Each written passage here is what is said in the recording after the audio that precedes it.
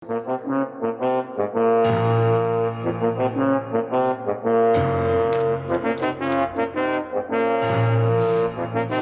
alamat ni Andra. Bow. Isang araw, nag-aabang ng masasakyan si Andra sa Eternia nang sinabi ng barker na aandar na, aandar na!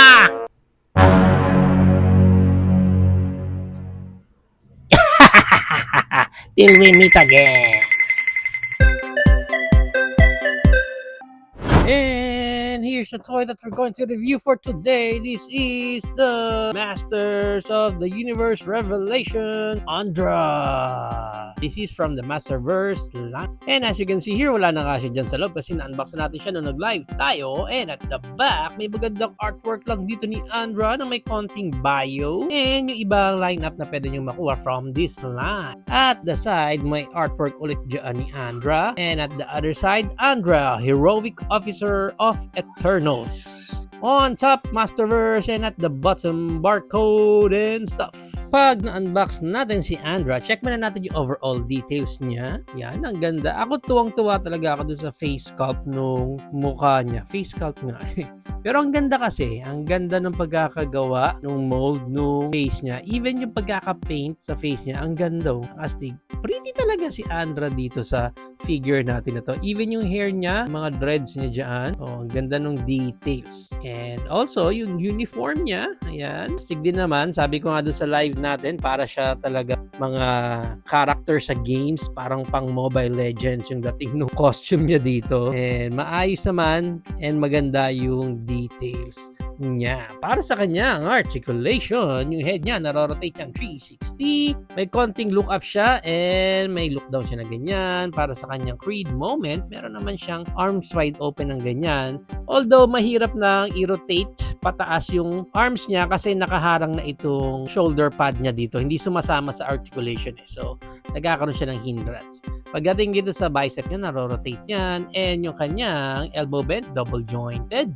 Yung kamay naman niya, narorotate and meron ding up and down na ganyan. Para sa kanyang ab crunch, meron naman siya ab crunch dyan and may swivel din siya dyan. Sa waist niya, narorotate yan 360. Sa kanyang Van Damme split, meron naman siyang Van Damme split. And then, konti lang yung high kick niya and yung kanyang back kick, halos wala. Then, pero narorotate naman sa thigh part.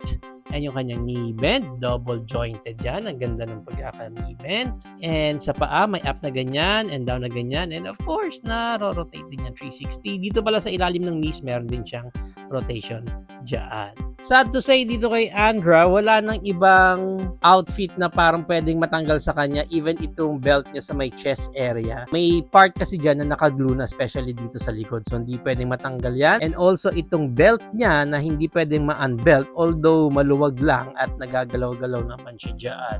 Pwede lang umikot-ikot kasi walang way para matanggal natin sa kanya. And mahirap naman kung pilitin natin pababa para lang mailusot. Baka lalo lang lumuwag. So, wala tayong pwedeng ibang matanggal from her outfit. But, meron naman siya mga accessories dito. First is yung kanya mga alt hand. Check muna natin. Meron siya ditong right arm na close fist. Paris ito kasi yun na yung nakakabit sa kabila. Meron din siyang open palm. Yun naman yung nakakabit natin dito sa kabila niya. Yan naman ang details niyan. Maayos din naman yung details. And meron din siyang weapon wielding na kamay. Next, meron din siyang power blast dito or blast effect. Itong blast effect niya na to, matigas. Hindi siya soft rubber tulad ng mga nakasanayan nating blast effect. So, possible na maputol talaga itong part na to kasi nga matigas hindi siya bendable plastic. Talagang matigas yung blast effect niya na to. Although maganda naman yung pagkakagawa. Next is meron siyang alt head dito. Although itong alt head na to supposed to be dapat mask lang siya kasi dun sa series nila sa Netflix is ito lang yun parang tumatakip itong overall mask niya dyan. Pero dito is isang buong head na lang ang ipapalit niya sa kanya.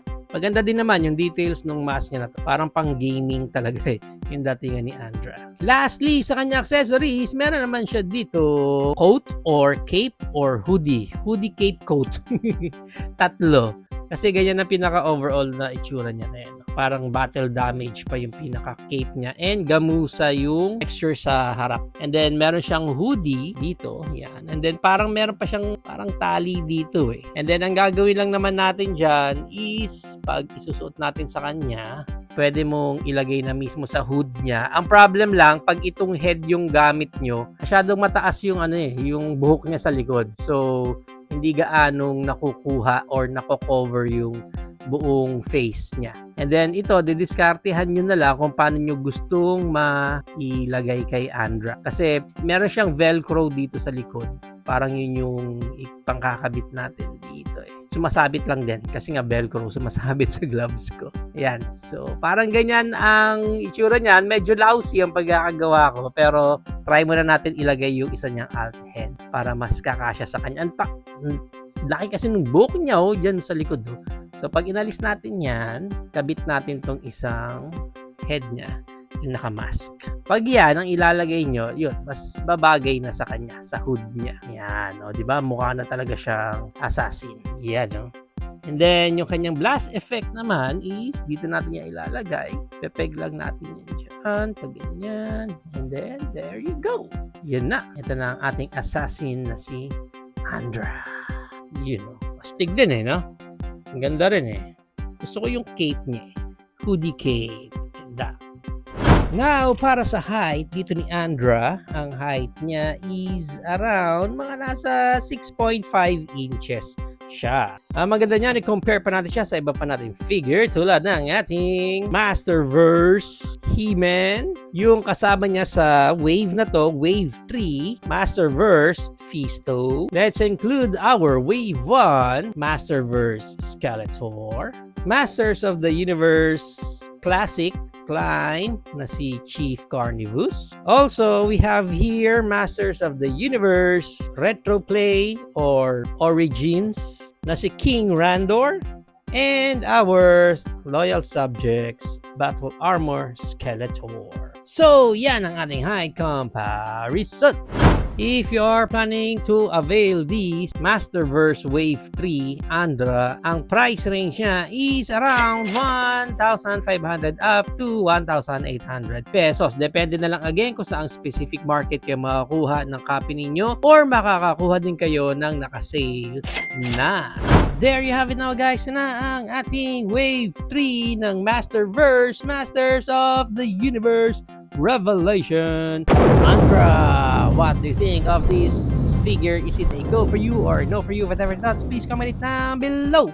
But for me, fun fact lang na itong si Andra ang nagsimula ng collection ko sa Masterverse. Hindi siya yung pinaka-first. Nagkaroon ako ng Masterverse He-Man na 40th, but apparently let go ko yun nung time na yon. And then nung talagang super nalason ako dahil nga nag-sale ito na nakuha ko lang for as low as 1,000 pesos. And from there, talaga nagsunod-sunod na yung pag-collect ko ng Masterverse line. So technically speaking, kay Andra lahat nag-start yung Masterverse collection ko. Nagustuhan ko rin naman yung overall appearance ng figure natin dito. Actually, ang pinakamalaking selling point sa akin is itong kanyang hoodie. Maganda talaga yung hood niya dito and you can play around kung ano yung gusto mo pang gawin sa kanya, and hindi rin naman pangit yung quality ng looks dito ni Andra. Actually, gustong-gusto ko talaga yung face quality niya. So, overall, maganda ang pagkaka-execute dito kay Andra. Although, hindi ko siya gaanong trip pagdating doon sa series nila sa Netflix. But, itong pinaka-figure natin talagang goods na goods ako